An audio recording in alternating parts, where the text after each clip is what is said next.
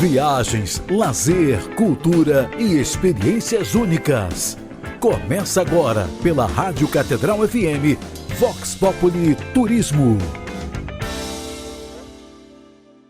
Boa noite, ouvintes da Rádio Catedral. Sejam muito bem-vindos a mais um Vox Populi Turismo. Eu sou Sávio Neves, presidente do Conselho Empresarial de Turismo da Associação Comercial do Rio de Janeiro. E hoje vamos brindar a uma novidade que promete transformar o turismo fluminense.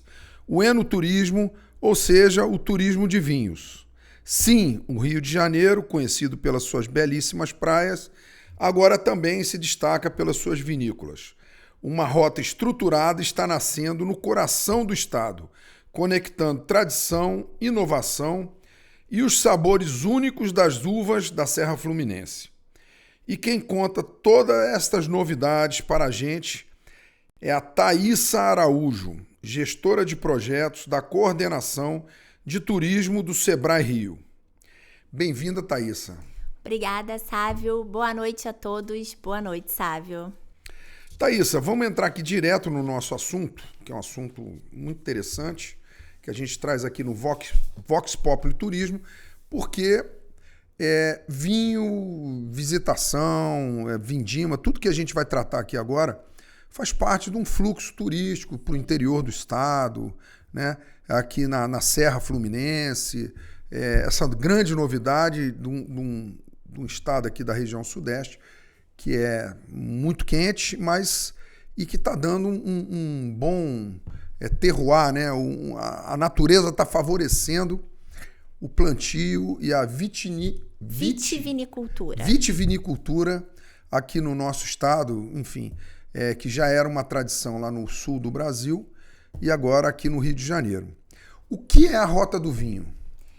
A Rota do Vinho é uma iniciativa do Sebrae, Prefeitura de Areal e a Aviva, com o intuito de fomentar a oferta turística da Serra Fluminense, né, do nosso estado.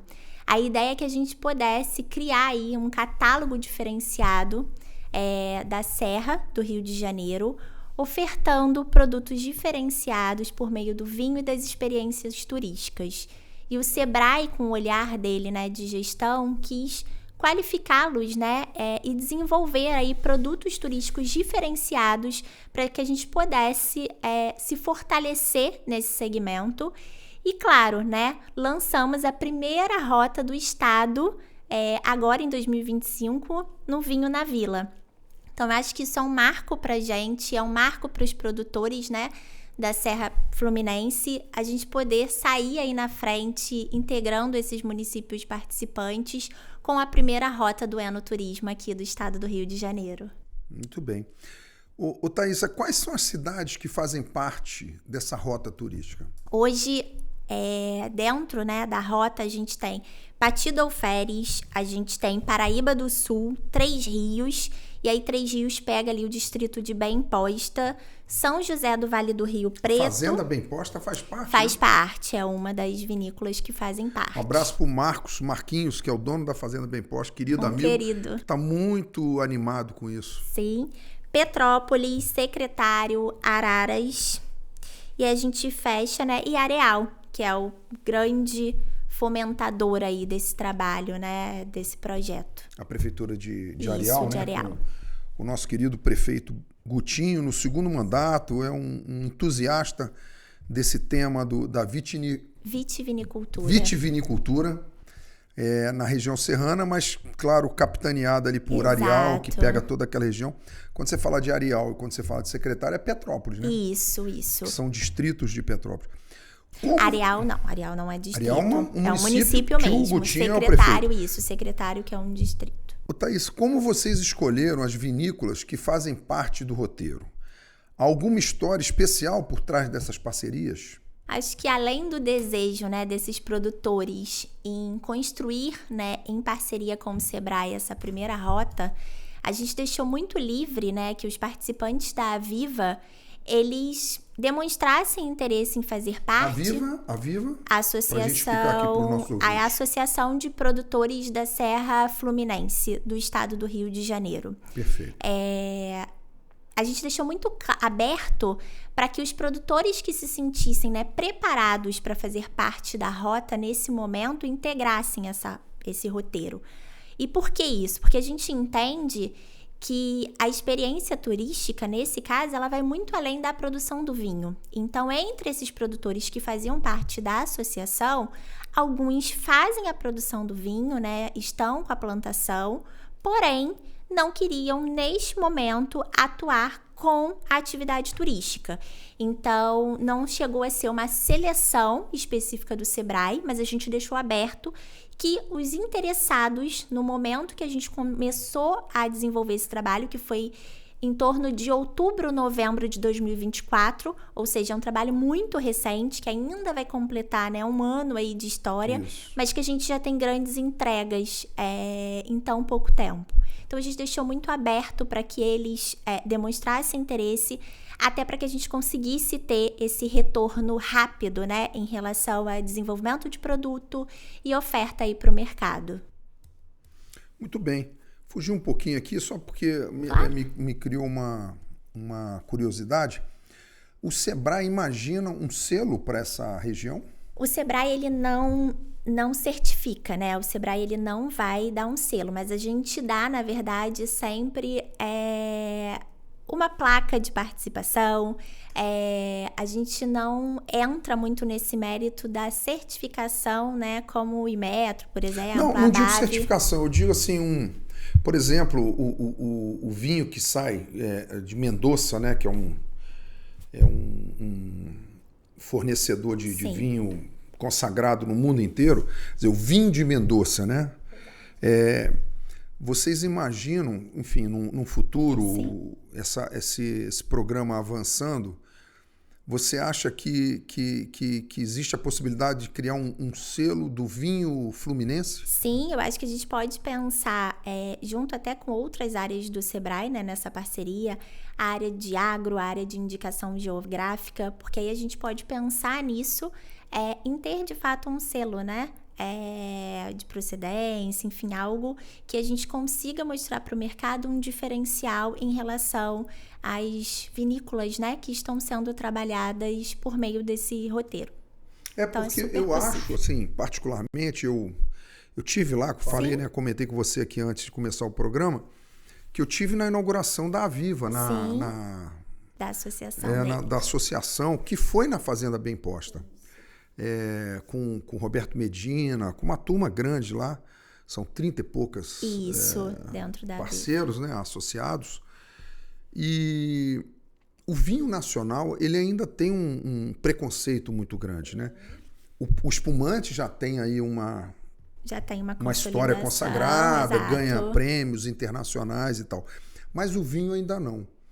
Mas a gente tem, isso que é bom, né, reforçar, dentro das vinícolas, né, que participam da rota, a gente já tem vinhos premiados. Não vou saber exatamente agora quais foram, mas um dos exemplos, eu sei que é a Casa Rosenthal, que uma das apresentações eles reforçaram, né, que eles tinham um vinho muito novo e ainda assim eles levaram e foram premiados por meio desse vinho. Então a gente já está conseguindo, apesar de ser um mercado muito novo ainda para a gente já está conseguindo colher frutos da qualidade do que está sendo produzido aqui.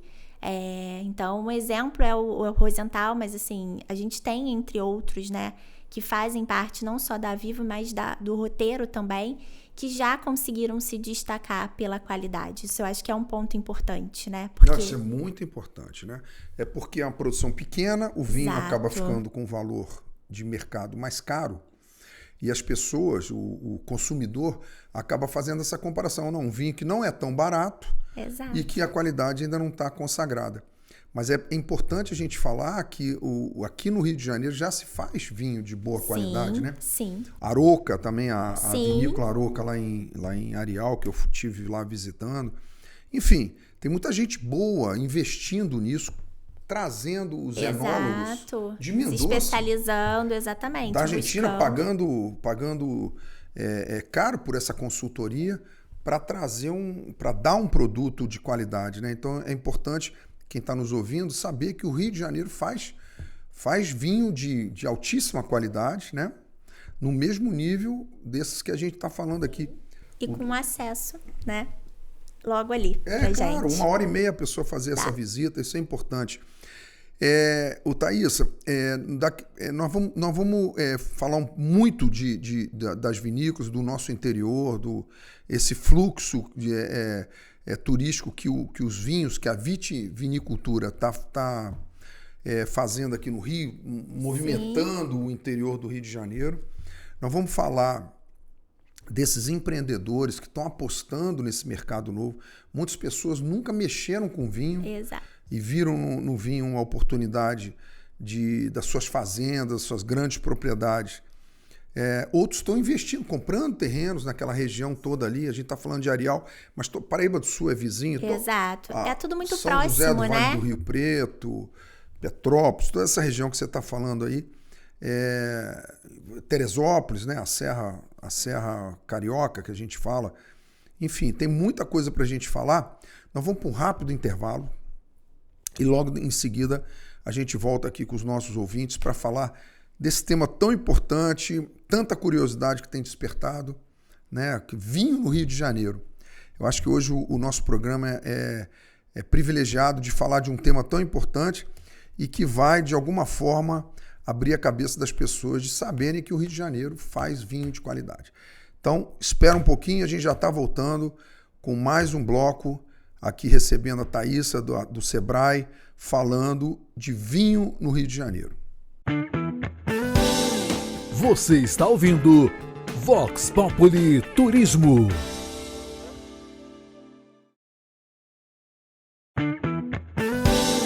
Você está ouvindo Vox Populi Turismo. Estamos de volta com o nosso Vox Populi Turismo, hoje com o cheiro doce e o sabor das uvas fluminenses. A segunda taça está servida e quem está nos mostrando esse novo mapa do enoturismo brasileiro é Thaísa Araújo, gestora de projetos da Coordenação de Turismo do Sebrae Rio. Thaísa, vamos voltar aqui para o nosso papo, né? Falando desse tema tão especial, tão importante, que mexe também com economia, com emprego, com geração de renda no interior, fixação de população no interior, evitando esse êxodo das pessoas, das novas gerações de virem para a capital, porque você cria oportunidade no interior.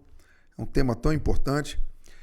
E eu te pergunto, Thaísa, que experiências únicas vocês desejam, vocês que eu falo, a Viva, essa associação, esses empreendedores, e o Sebrae, que é o parceiro dessa turma toda, desejam para os visitantes vivenciarem ao percorrer esse roteiro do vinho?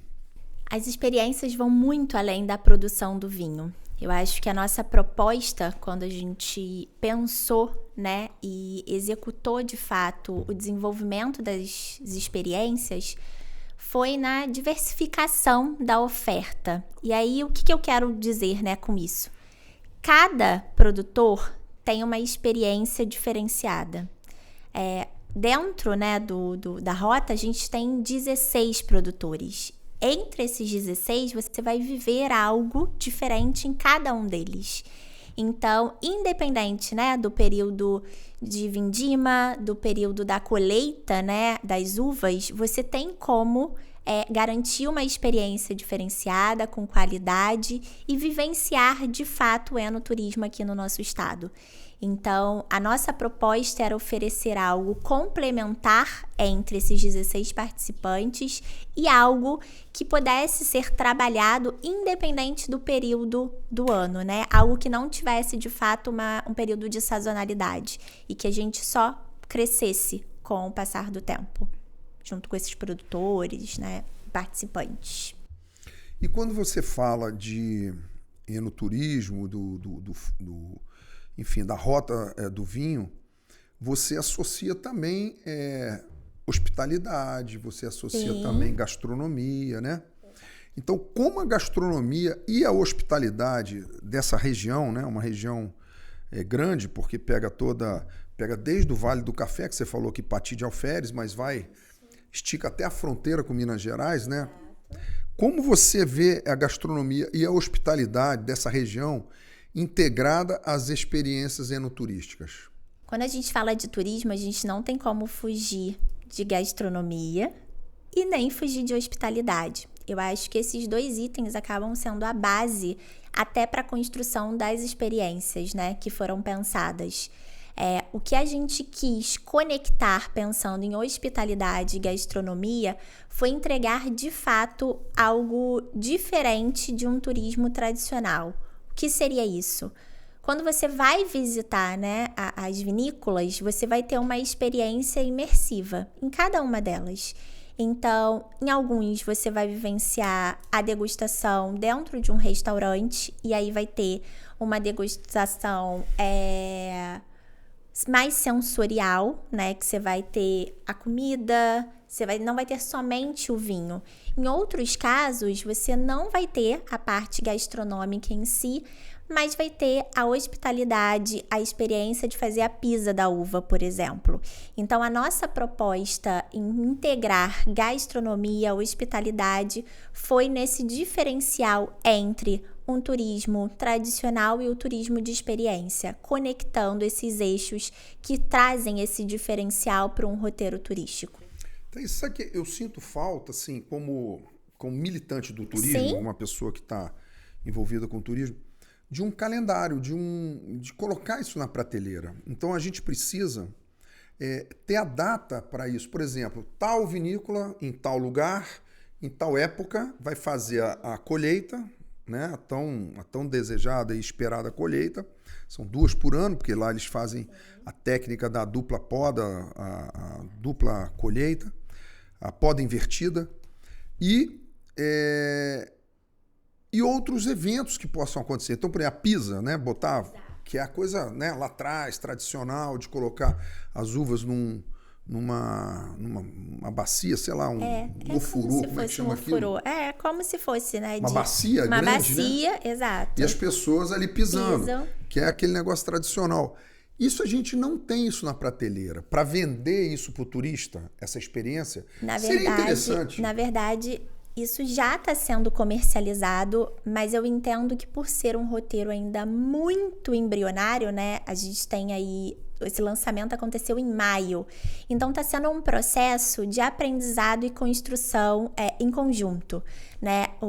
As prefeituras estão fazendo o papel dela em parceria, né, com o governo do estado para falar, para a gente ter um alcance maior sobre o trabalho do enoturismo local.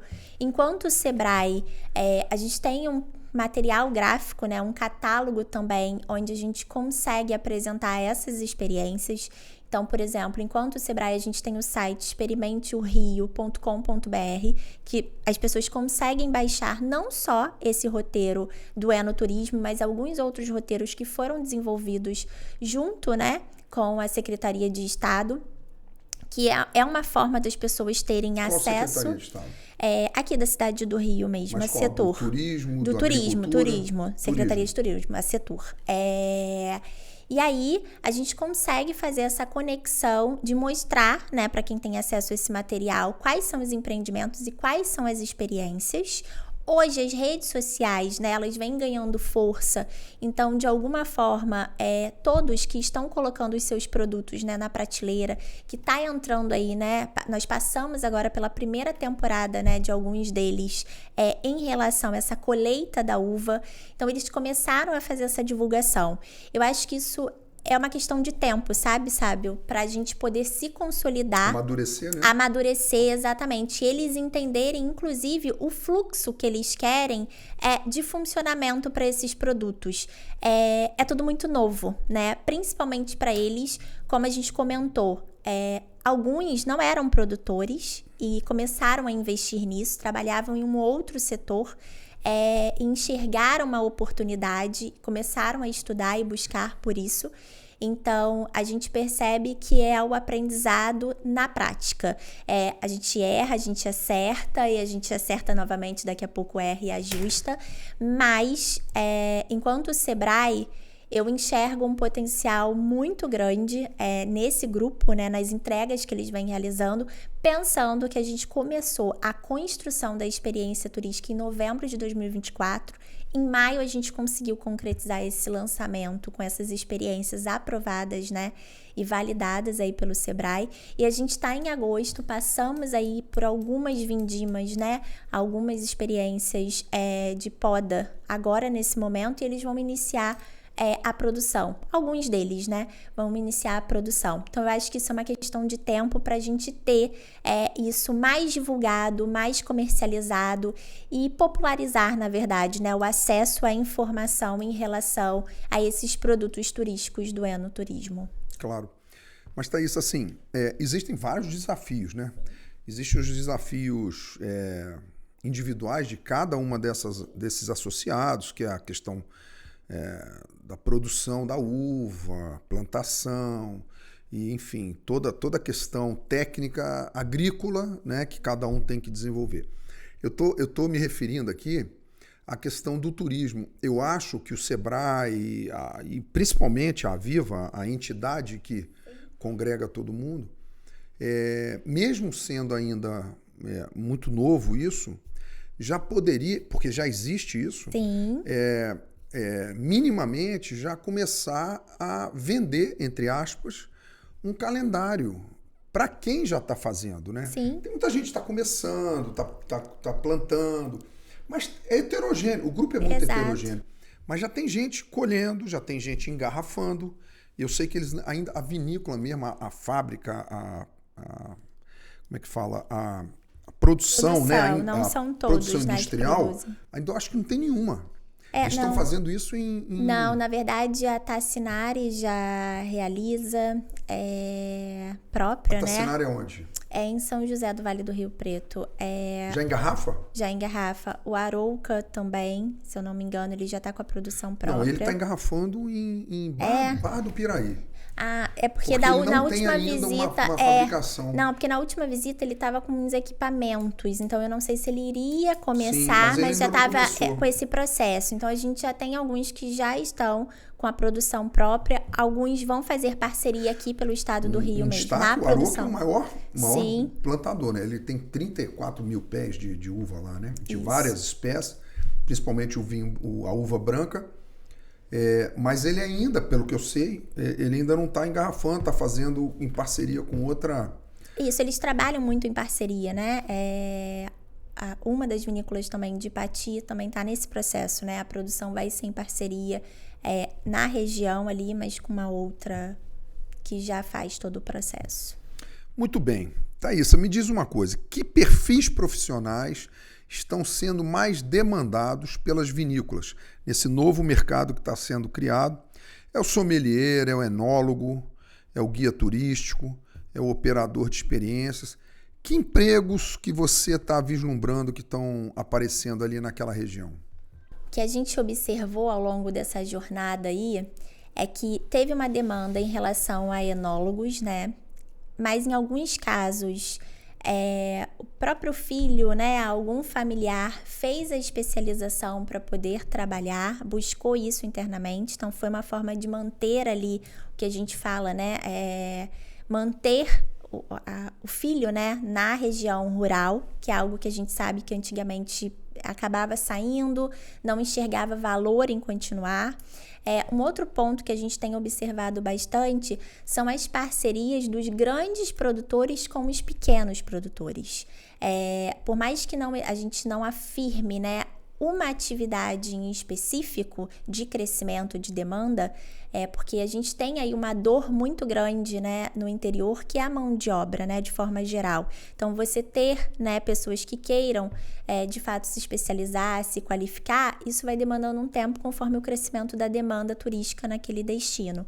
Mas a gente já observa uma parceria em forte crescimento com os produtores locais, onde a gente tem casos, por exemplo, que a degustação que é feita, né, a visitação que é feita, todos os produtos que são agregados, né, que são colocados ali naquela atividade, são de pequenos produtores.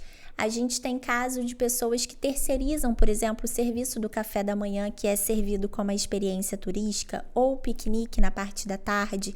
Isso tudo, de alguma forma, a gente faz essa ligação com pequenos produtores que não enxergavam valor no seu produto e hoje começam, né, a crescer também por fornecer para esses grandes produtores. E aí a gente faz uma ligação de crescimento em relação a esses municípios, né, que estão participando.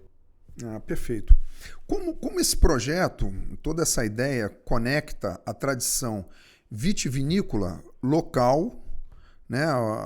É uma tradição que agora está se estabelecendo com as expectativas do público que faz a visita. Esse projeto foi muito pensado nas tendências de mercado, né, atual. Assim, a gente analisou um pouco o perfil de consumo, né, quem busca por esse tipo de produto, quem consome. E a nossa proposta foi criar experiências que fizessem conexão com um público que consome não só vinho, mas que consome experiência diferenciada, não uma experiência apenas de ali ver, né, olhar a garrafa do vinho e comprar. Não é, a intenção não era um turismo de compra, né? De fato era um turismo de experiência. E aí, além dessa conexão com o turismo de experiência, a nossa proposta era contar histórias por meio das experiências. Então, a forma como a gente conecta é vender uma experiência nova, mas sem perder a história e a cultura daquele local. Então, às vezes, quem faz a apresentação do produto é o proprietário, é aquele que teve conexão com toda a história e ele consegue passar dentro dessas visitas como que surgiu, né, a produção da uva, em alguns casos a produção do café, que faz conexão, alguns têm produção dos dois. Então, a gente consegue enxergar o brilho nos olhos deles, né, o valor que eles enxergam naquilo, de estar vendo aquilo se concretizar e ir além da produção, né, da uva em si. Então, a nossa conexão está muito pautada nisso. Entender esse novo perfil de consumo ligado à experiência turística, mas sem perder a tradição, a história que esses produtores rurais têm por trás da beleza, né, que o vinho entrega. Maravilha. E que tipo de turistas vocês esperam atrair com essa rota? São mais turistas domésticos aqui do Brasil, do Rio de Janeiro principalmente, né? Ou internacionais, enfim, como vocês estão imaginando? Internacionais acho que está um pouco distante, né? A gente vai com calma. É a nossa visão de futuro. Eu entendo, Sávio, que se a gente pensar em alguns anos atrás, né?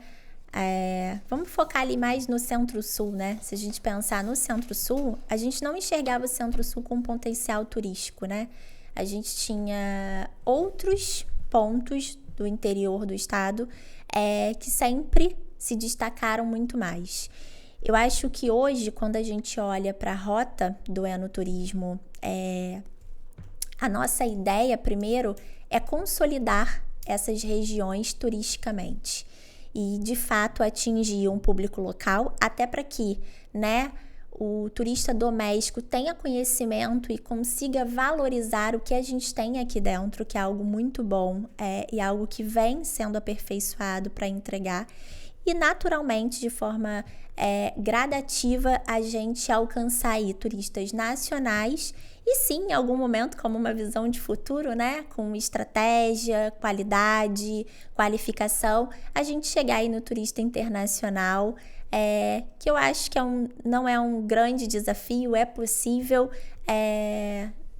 com toda a qualidade que está sendo pensada e toda a estrutura que está sendo de fato construída para entregar nessa rota aí para os municípios. O governo do estado está fazendo um laboratório, quer dizer, vai ser o primeiro laboratório de uva do estado, né? que eu acho que aí já é mais ligado à questão da Sim. técnica da agricultura. Isso. Eu acho que isso tudo vai somando Sim, e fortalecendo exato. essa vocação. Porque né? a gente ganha o pertencimento, né? Eu acho que isso que é o importante. O turismo, ele, para crescer, né? Eu acho que precisa acreditar. E eu acho que a partir do momento que a gente vem ganhando aí mais parceiros, mais esforços, mais investimentos, que sejam financeiros, mas também, né, de grandes parceiros, a gente vai tendo um pertencimento da população local, a gente vai tendo um pertencimento dos próprios produtores e de todo o eixo, né, da cadeia ali do turismo, que vai observando e ganhando também com isso. Então, é o que acontece no Sul, né, se a gente pensar. O posto de gasolina tem um impacto positivo por conta do fluxo, né? E naturalmente, a gente quer e deseja que isso aconteça, né? Que todos entendam o poder, né, que uma rota turística tem de fomentar um destino, fomentar um município e mudar, de fato, né, a vida de muitas pessoas. Assim como já está acontecendo com os pequenos produtores, né? Em parceria com os grandes, enfim. E aí... sucesso para isso. O Rio de Janeiro ele tem muito o que aprender com as boas experiências, né? A gente está falando aqui de turismo. Miguel Pereira se espelhou muito em Gramado, Sim. né? E hoje já está se consolidando aí como um destino importante. As pousadas abertas, é a maior ocupação hoteleira. Exato. Dos feriados no estado do Rio de Janeiro. Já há 3 anos, desde que ele começou com isso. A gente vê um crescimento gastronômico. Se a gente observar, você passa, né, por Miguel Pereira numa terça-feira, por exemplo, você consegue encontrar o comércio aberto, o comércio entendendo... restaurantes, né? A dinâmica do turismo. Isso tudo é a transformação que acontece, né, conforme esse fluxo aumenta. 17 pousadas em obra para serem inauguradas. Quer dizer, é o ciclo virtuoso, né, que está acontecendo em Miguel Pereira e que foi fundamentado nos equipamentos turísticos. Essa região aqui, que a gente fala de Areal, mas é toda aquela região, o Gutinha é o prefeito de Areal, que é o grande entusiasta dessa história da vitivinicultura. A gente tem em Mendoza, na Argentina, a grande referência. Eu acho que tem que pegar as experiências que aconteceram lá e tem potencial para isso. E já estão contratando enólogos, estão contratando técnicos, estão contratando, fazendo investimento grande para isso, na parte técnica agrícola. Mas eu estou falando na questão turística porque você precisa de um conforto maior. Isso. Hoje você vai numa fazenda que planta uva, mas você não tem ali ainda um restaurante, não tem ainda a gente tem poucas opções, né? Na verdade, a gente tem poucas opções, mas a gente tem o caso, por exemplo, do Vale dos Desejos, que em meio ao Parreiral, eles têm o Cave Restaurante. A Fazenda Bem Posta... Que é espetacular, que eu conheço bem. Isso, a Fazenda Bem Posta já está iniciando o processo mas com esse que você está falando, Vale dos Desejos, hoje vive de festa de casamento. Isso. O negócio deles não é vinho ainda. Né? Mas já já teve o Deraldo, um querido. Cara espetacular. Ele tem uma cabeça boa, ele era daqui do Rio. Enfim. Mas ele tem, por exemplo, jantares que tem com degustação, além do processo. E vende o vinho da região. Isso, e vende o vinho da região, que é exatamente. Então, isso. a gente tem essa conexão, né? O produto principal dele é casamento, mas ele tem essa questão e esse olhar para a questão do enoturismo. Então, ele adaptou o espaço dele para conseguir receber. Então, hoje, quando a gente pensa, né, na composição dessa rota, a gente consegue, por exemplo, ter o Ederaldo fortemente, né, para uma gastronomia. A gente consegue ter a Fazenda Bem Posta oferecendo um bom café da manhã também, que vai complementar, assim como a Tassinari, a degustação no Rosental e no Arouca. A gente vai complementando, todos hoje com uma infraestrutura já para recebimento. Maravilha, Thaís. Nós vamos para um intervalo aqui, para um break. Tá ótimo. E daqui a pouquinho a gente volta aqui com os nossos ouvintes, falando desse tema maravilhoso que é o vinho no Rio de Janeiro, na Serra Fluminense. É um tema super novo e ainda assim com muita tradição, né? Com muita história bacana, porque movimenta toda a economia do interior. A gente volta já já, não sai daí não, porque a gente já volta com muito assunto, com muita novidade. Você está ouvindo Vox Populi Turismo.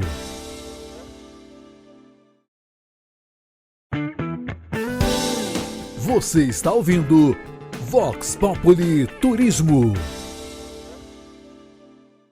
Voltamos aqui com o nosso Vox Populi Turismo, hoje recebendo a nossa Thaísa do Sebrae, falando de toda essa complexidade, dessa transformação do nosso interior, especialmente aqui da Serra Carioca, chamada Serra Carioca, que vem com uma novidade do vinho fluminense, o vinho que tem qualidade, né, que descobriram que no Rio de Janeiro, com essa temperatura, o Rio de Janeiro da praia, o Rio de Janeiro de Ipanema, também produz vinho com muita qualidade.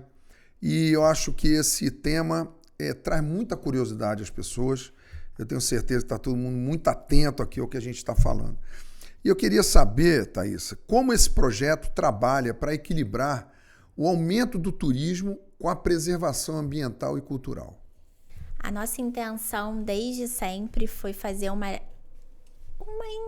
integração, né, entre os pequenos produtores. Então, esse sempre foi a base, a gente conseguir trabalhar essa questão social, local. O fomento da atividade busca o turismo de qualidade, né, e não de quantidade. Então, a gente tem uma capacidade, né, de recebimento em cada uma dessas experiências, onde tem uma limitação, tem um cuidado, porque de fato a gente quer um turismo de qualidade, um turismo construtivo, né? A gente não quer, por meio, né, da atividade do enoturismo, que de alguma forma seja relacionado com algum tipo de degradação, algum tipo, né, de atividade negativa vinculada ao turismo. Então, a gente teve muito cuidado no momento de desenvolver, né, essas experiências, em pensar na capacidade de carga, pensar no acesso, o que era possível, o que não era, né, nos impactos, de fato, do entorno por meio dessas experiências. Muito bom. Essa preocupação é sempre importante, porque aquela região ela é muito preservada, é o pouco da Mata Atlântica que restou, e essa é a grande riqueza da região, e a gente precisa conciliar toda essa inovação, essa novidade do enoturismo, da vitivinicultura, com a preservação ambiental daquela região, né? Isso é interessante. E como as experiências, como há experiência, né? Talvez existe uma pequena experiência lá no Nordeste, com ali o Vale de São Francisco, que também tem uma vitivinicultura, mas principalmente ali no Sul, no Rio Grande do Sul, né, do Vale do Vinhedo e tal. Como essas regiões já tradicionais no Brasil, com produção de vinho, de uva, elas influenciaram, elas trouxeram alguma experiência para serem de alguma forma implementadas nesse novo espaço que é aqui no Rio de Janeiro. Até por meio do Sebrae, nós realizamos algumas visitas técnicas, né, para o Sul, para a região de Bento Gonçalves, Gramado, onde a gente teve a oportunidade de conhecer essas experiências na prática, entender o funcionamento disso, para que a gente conseguisse usar como exemplo, e principalmente, né, que os produtores, né, eles conseguissem se identificar. O que é possível eu implementar, né, dentro da minha propriedade? Porque às vezes é um grande exemplo, mas não é algo que o produtor se identifica. Então, ou não só de identificação, mas que ele enxerga ali a capacidade dele de entrega em relação àquela experiência, seja pela estrutura local. Então, a região do Sul foi um grande exemplo para gente na prática de vivência, de análise. Caxias do Sul, isso, Bento Carlos Barbosa, Bento Gonçalves. A região. A gente conseguiu, né, buscar, né, através dessas visitas, exemplos que se encaixassem aqui no Rio de Janeiro como experiência turística que funcionava. E aí, a gente utilizou essa inspiração, né, para poder construir. E claro, mais uma vez eu reforço, sempre com uma identificação do produtor, que eu acho que isso é um ponto muito importante, que a gente entra na questão do pertencimento, de enxergar valor naquilo que está sendo desenvolvido, né? Muito bem. E quais são os principais desafios enfrentados para implantar essa rota no Rio de Janeiro, um estado que ainda é emergente na produção de vinhos? Olha, primeiro é o reconhecimento, né? Eu acho que é o ganho de mercado na questão de escala mesmo, das pessoas de fato enxergarem valor nisso que está sendo desenvolvido e pensarem, o nosso vinho é bom, né? A gente tem o que entregar, a gente tem qualidade. Então, eu acho que esse reconhecimento talvez seja hoje um dos grandes desafios que a gente passa para a consolidação dessa rota. É claro, é algo ainda embrionário, é algo que a gente tem aí menos de um ano, então eu acho que isso é questão de tempo. Mas pensando hoje, esse é o grande desafio. A gente, de fato, conseguir consolidar isso e mostrar para o mercado que sim, né, no interior do Rio de Janeiro, na Serra Fluminense, a gente consegue entregar um enoturismo tão bom quanto o do Sul, né, no Brasil. Então, acho que isso é importante. O que eu acho interessante é que quando a gente para pensar, quer dizer, a produção ainda é muito pequena. Isso. Né? Quase que artesanal. É uma produção ali, poucas garrafas e tal. E por Exato. isso também tem mais valor, né? Exato. Porque são vinhos únicos. Quem experimentou, experimentou. Quem não experimentou... Eu até comentei isso mais cedo, que muitos dos vinhos você não vai encontrar em mercado, você não vai encontrar em parceiros, isso, porque exato. São consumidos lá mesmo. Porque a ideia desses produtores é que o consumo seja feito por meio do turismo. É que, de fato, seja algo diferente, algo que eles só consigam vivenciar por meio de cada visitação. Então, isso que é o interessante. Eles não vão conseguir chegar no mercado, no restaurante e ter acesso, por exemplo, ao vinho que é produzido. A única forma é indo direto nas vinícolas para vivenciar e degustar diretamente o vinho. Thaís, nós estamos chegando no finalzinho, então eu queria aqui fazer um ping-pong com você, só para a gente encerrar aqui com chave de ouro, né? Sim. Vinho, tinto, branco, rosé. Tinto. Uva, fluminense, isso tudo que a gente falou aqui, ou argentina e chilena? Fluminense. Degustação, técnica ou pisa-uva com música? Pisa-uva com música. Isso, também.